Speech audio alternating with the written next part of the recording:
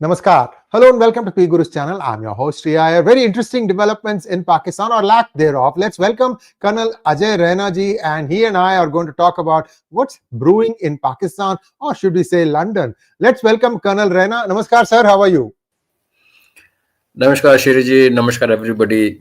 Thanks for inviting me over. Sir, as always, a pleasure to have you, sir. We try to make it every 2 weeks, but you are a busy man, and sometimes we slip, but we try to make up for it. Sometimes I make mistakes too. So, General Col Raina साहब, I'm elevating it to general. मेरे किताब में सब general हैं. Colonel साहब, the thing about Pakistan is it's a country with it's an army with a country. Everybody knows it, including the lawmakers in US, which are the guys who are pulling the string. If I talk to Democratic congressmen and politicians, right, they are all very clear that Imran should be kept alive and that he should be brought out of jail. At the same time, they are also funding Mullah Munir. I'm talking about Biden days, and now things are even more muddy. Because viewers, you're going to get a story about why Donald Trump Jr. is suddenly so friendly with Pakistan. You'll get that story in the next couple of days. I'm sorry to go back somewhere. So this thing is, Imran Khan, remember, he refused to extend Bajwa's term. And we all know what happened.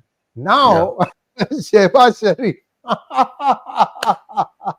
Jisko, Imran used to call him as cherry blossom. You remember that? Cherry blossom, by the way, for years.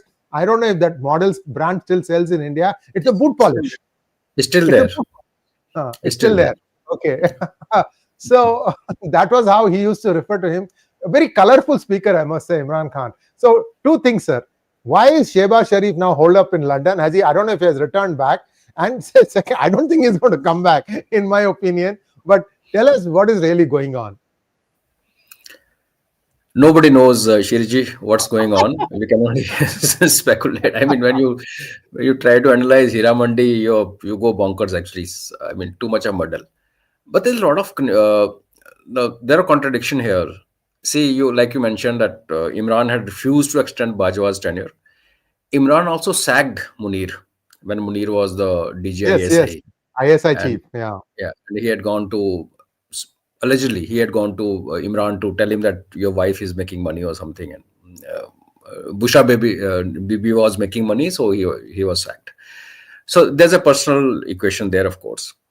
As regards USA, Imran, when he threw up those papers in air and said, "This is what the word they say, like that diplomatic that letter or signal which had come, cable." So there's a time he achieved. Donald Blue. No, Donald Blue. The paper is also, it has a nomenclature. The diplomatic cable. Demarche. No. Not Demarche.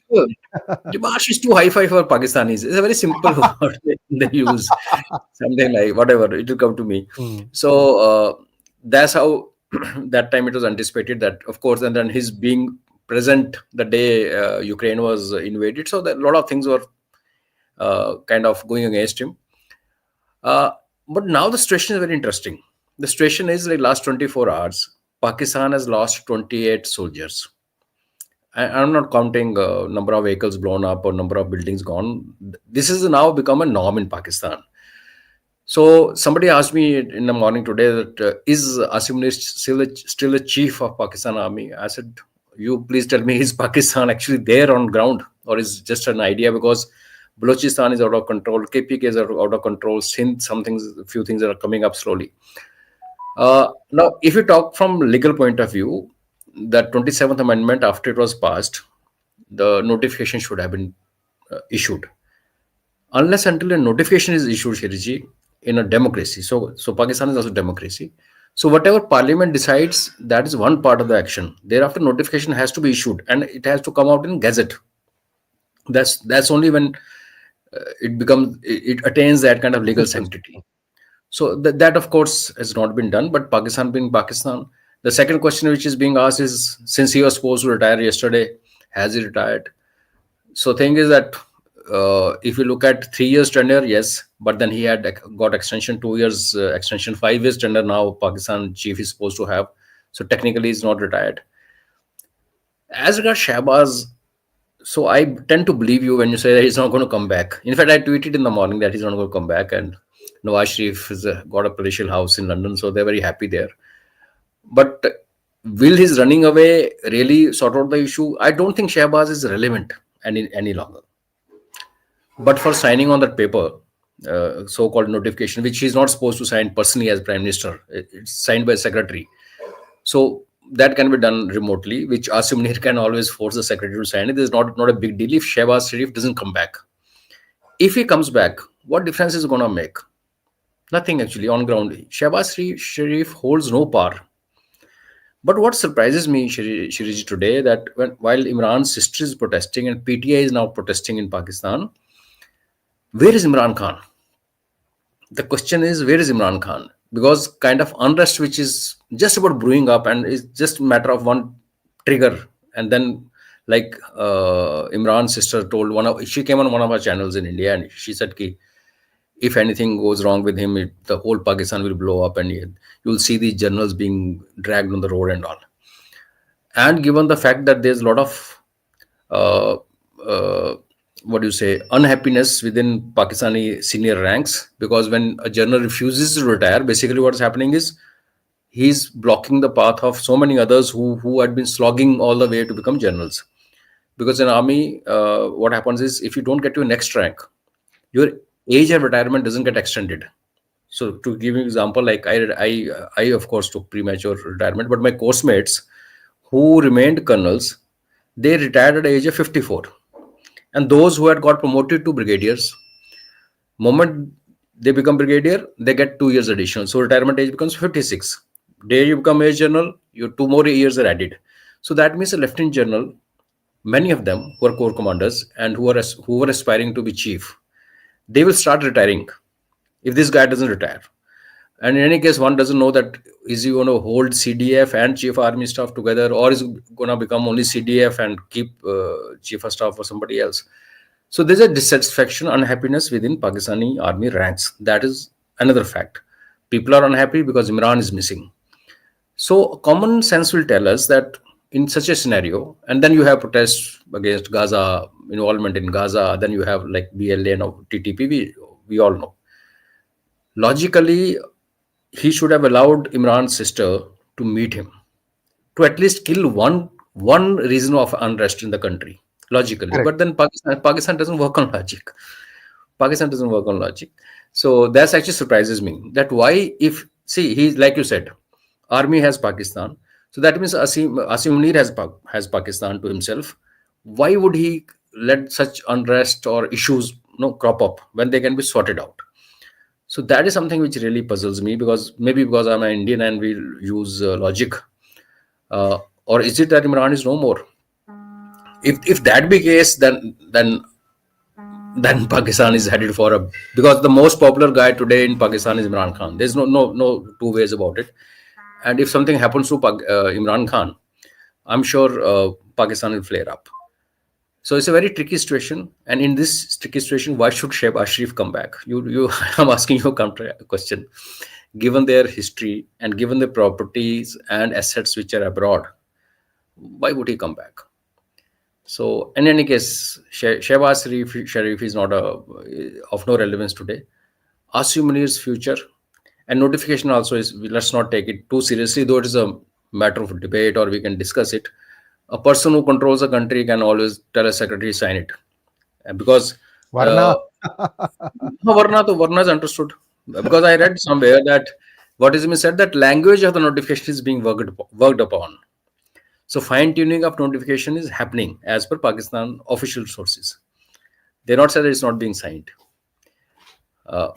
We understand that secretary can only sign once PM approves it or cabinet approves it. But Pakistan being Pakistan. So it's a very murky kind of a situation, Shiriji, not good for any country, not good for region. But this is how it is. This is how Pakistan is. So you are a historian. I want to walk you back to 1946. Viewers, you have to watch this movie called Sardar. Sardar, where Paresh Rawal acts as Sardar Patel.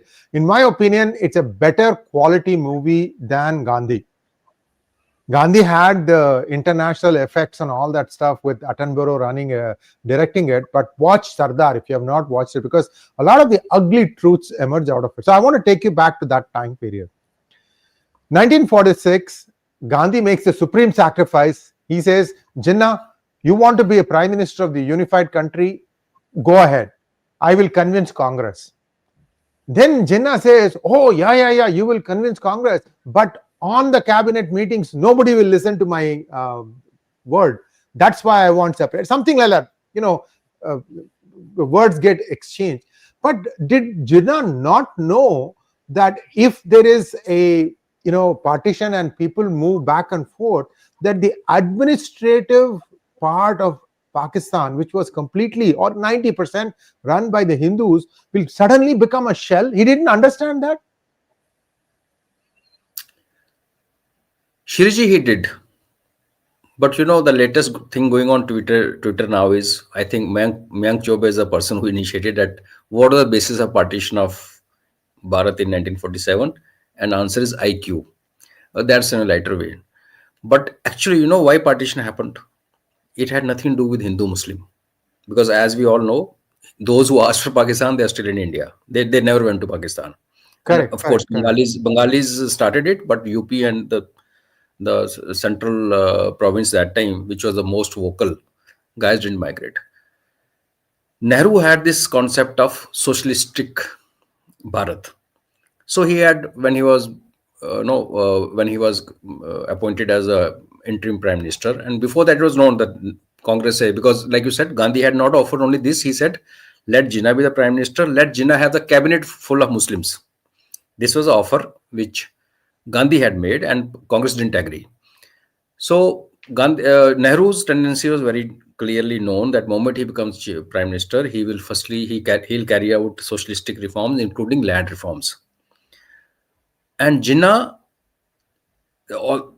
if you look at India of 1946 or 47, the western part of subcontinent where the Pakistan is today was basically a agricultural belt. Agrarian, correct. Yeah. Agrarian. And industrial belt was within India, as we look at India today. So Jinnah spoke to the big landlords there, the landlords who were controlling that chunk, those big chunks of 4,000 acres, 5,000 acres. And he said, if you want to save your fiefdoms, only way is that we must have a separate country where you have all the liberties. And that's how rich people, influential people in that time, western part of subcontinent, supported Jinnah. So Pakistan was formed to basically of course, Britishers wanted it. That is one part of the story, which is a part of great game. On ground, Jinnah basically protected the landlords and feudal lords of Punjab. And that's why those guys kept on ruling and influencing Pakistan. And they're still doing it because Pakistan was created for them. That's why Karachi was the first capital, which was soon thereafter shifted to Islamabad. Otherwise, Jinnah he was not a Punjabi. So Jinnah, of course, he had house in Lahore. He was, of course, not a Sunni Muslim to start with. He was a Shia or Ismaili. So Jinnah was Ismaili. So one major factor behind partition, when Britishers wanted Jinnah to have the partition going, the way he convinced rich and big people was through this. And that's what happened. Moment independence happened, Bharat actually went for land reforms and then a socialistic kind of setup. Whereas Pakistan still retains feudal lords. They have armies of their own. In fact, when people ask us that you people keep saying that economy is bad, nothing is happening, factories are not working, everything shut. Who's feeding Pakistanis? Normal, common Pakistanis. So they are feudal lords who have 4,000, 5,000 bandua majdoors, bonded labor, whose ladies and daughters are exploited by the landlord at will. But end of the day, he gives them bread, gives them bread on the table. So उनको जो खाना मिलता है रात को वो landlord से मिलता है. तो lot of Pakistanis in Punjab actually are fed by landlords, feudal lords, and feudal lords also exist in Sindh. Bhuttos themselves are big feudal lords. Yeah. That's the reason. So when you have this kind of approach and you have 1 year to go before you die, why should you worry? Because when Mountbatten had proposed to Jinnah that let me be the first Governor General of Bharat as well as Pakistan, so that you don't have any issues. I'll be there too.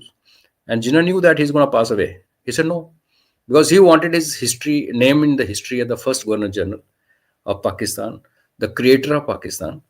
And of course, we all know how he was treated later on, and how he died in an ambulance practically without oxygen and aid.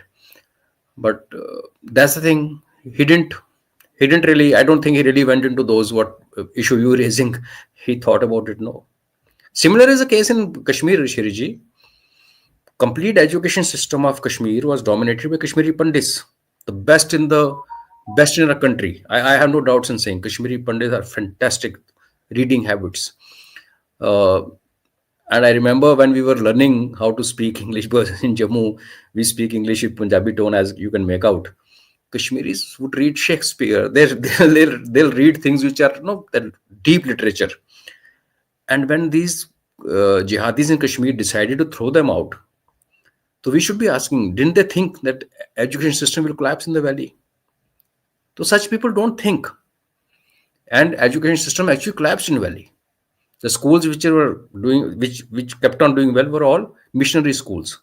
There's a school called Burnhal, which has produced a lot of officers in civil services, army, everywhere. Those schools kept on going, but government schools shut down.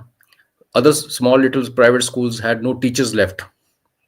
So Kashmir took many years to recover.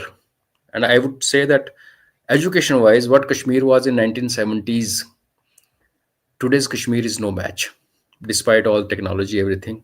That actual sense of education, the deep learning, the deep research, and that Vad Vivad and debate, and those things won't happen. So the same is the case with Pakistan. Thank you so much, sir. And viewers, some of you are asking whether we have a program at 8 o'clock. Yes, we do. In fact, we have a slight change in participants today. General Raj Shukla could not make it, but General Rajiv Narayanan is going to be there.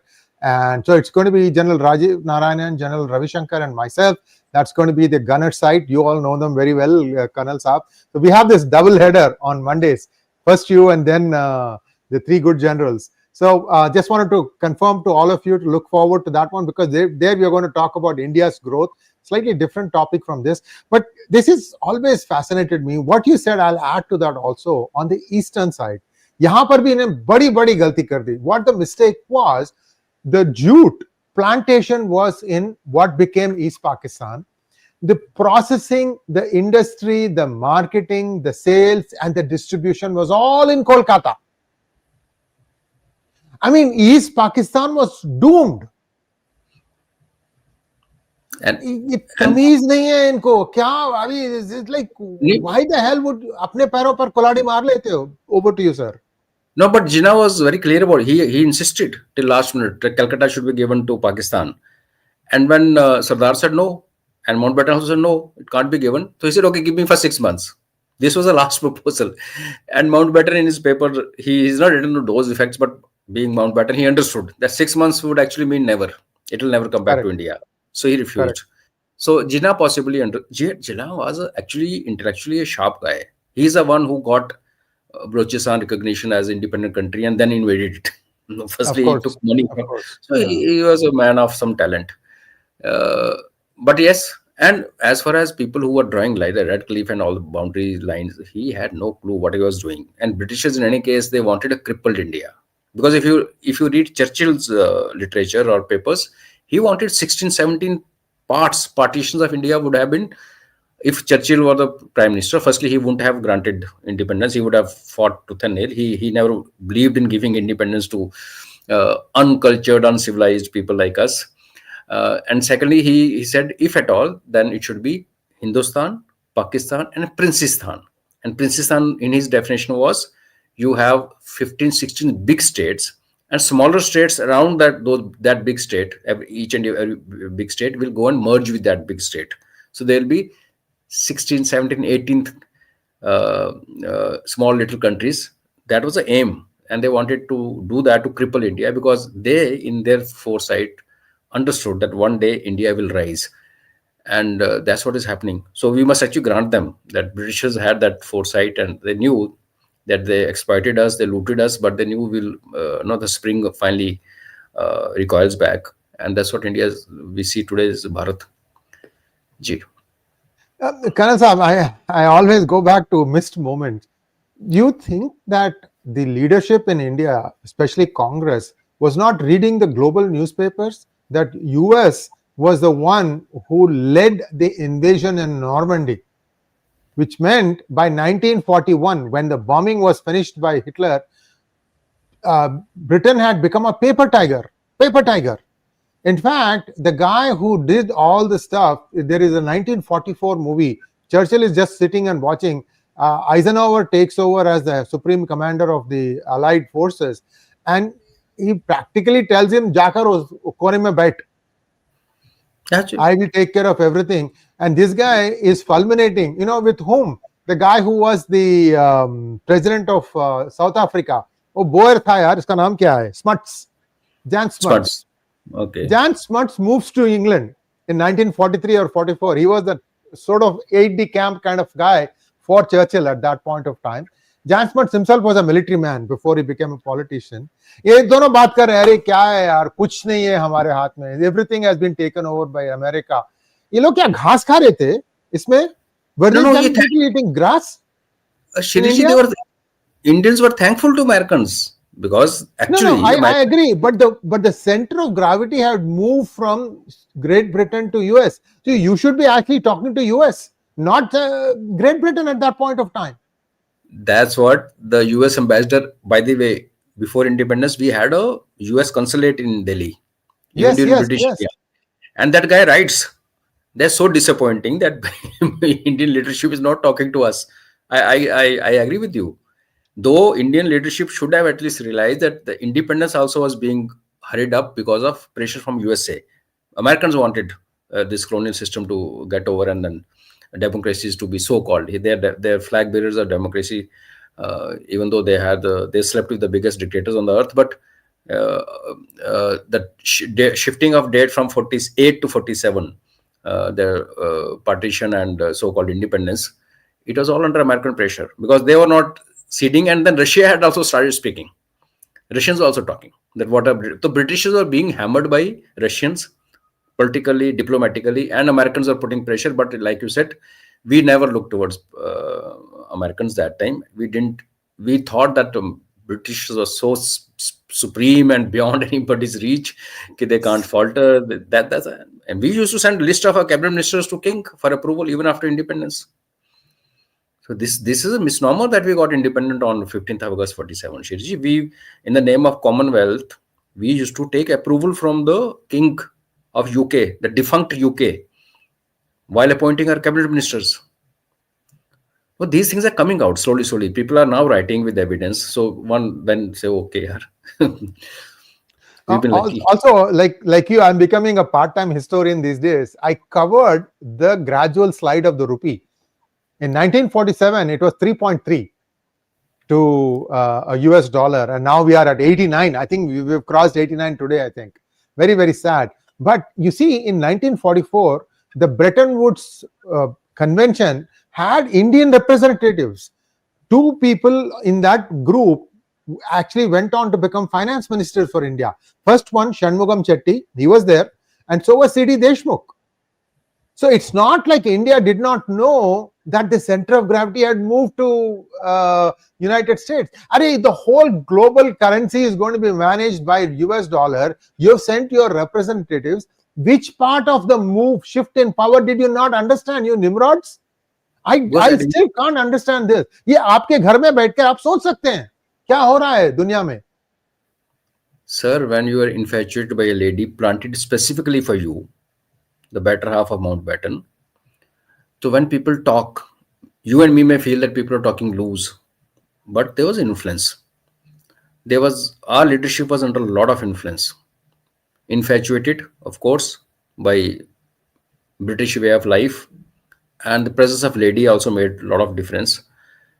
And what you're saying is what a common sense would tell you, but then common sense is the least used sense in this world.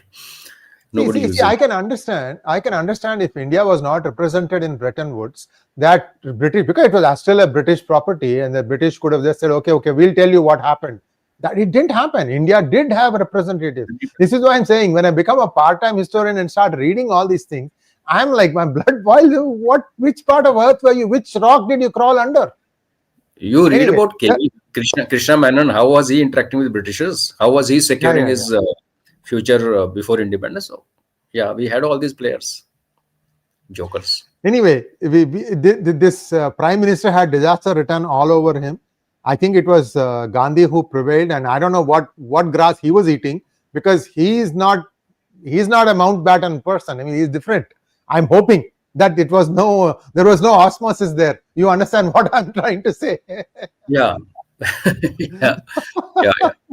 No, but when he said, okay, that Sardar having won all the votes, and when he told, okay, let Nehru be the president, possibly Sardar was, see, people on top generally don't want to have a very strong subordinate. And Gandhi till then felt that he's the one who's going to rule the country, staying back, but kingmaker kind of a thing. So, and that's one move which I think changed our history. A lot of problems which later happened are because of the fact that Sardar was not there, not allowed to be there, despite winning the so-called vote. 14 states, mandate. I think how many? Mandate. 15 out of 16 or something like that. Yeah. So I think 14 out of 16 or 15 out of 16. Or maybe 16 out of 16, something like that. Yeah, the movies that near unanimous, Sarji. It's more than 2/3, more than 4/5. So I think that one thing really spoiled this thing. And you look at Nehruji, he created this so-called socialistic India, and all his cabinet ministers, if you see his first two tenures, were all industrialists. The capitalists of India were his cabinet ministers. So there was, I mean, can't really, we grant him that, though no experience of running a country and whatever, but then there was a lot of contradiction in his mind also, and a lot of likes and strong dislikes. So that's how our foundation was laid, and we are suffering even today. Thank you so much, sir. We have a few questions from our viewers. Let's take the questions now. Yeah. Magnet Ranga wants to know, how should Bharat react to this Imran Khan issue? Why is the world silent?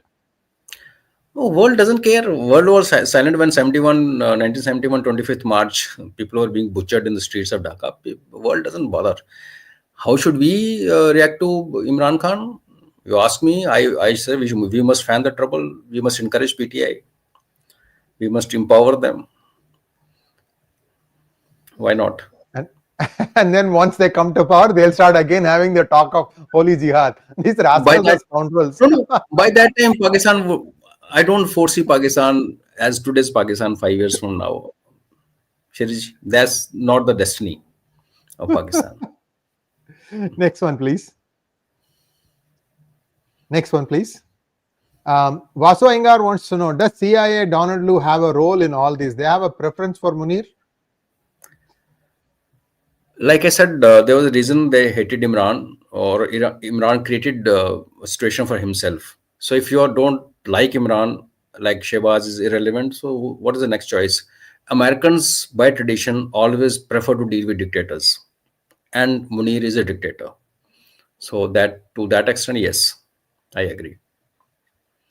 Next one, please.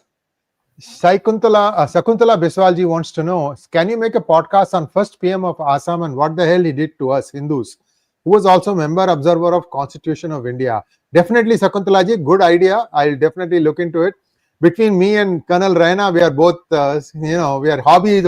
Where did we go wrong? Because unless you understand where you went wrong, you can't fix it. Yeah, that is a takeaway there. And this is what people must understand. Many people point fingers at us. Why are you going back to those days? Why are you bringing out new history? Unless we understand the context, the history in the right perspective and right history to start with, we will not realize where we went wrong. And it will come again. History repeats itself. Gee.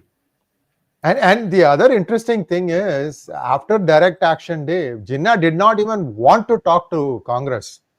It was somebody who was a borderline person who was no longer active in Congress, Rajaji, who was another lawyer. He and Jinnah sat down and thrashed out whatever little partition agreement that we got. That also comes in Sardar. There is another Menon, VK Menon or something. He's the principal advisor or something. VP. Oh, he was a wonderful person. VP Menon, yes. KV was a rock. VP Menon was he's the person behind Sardar who actually Yes, worked for yes, yes, Sardar.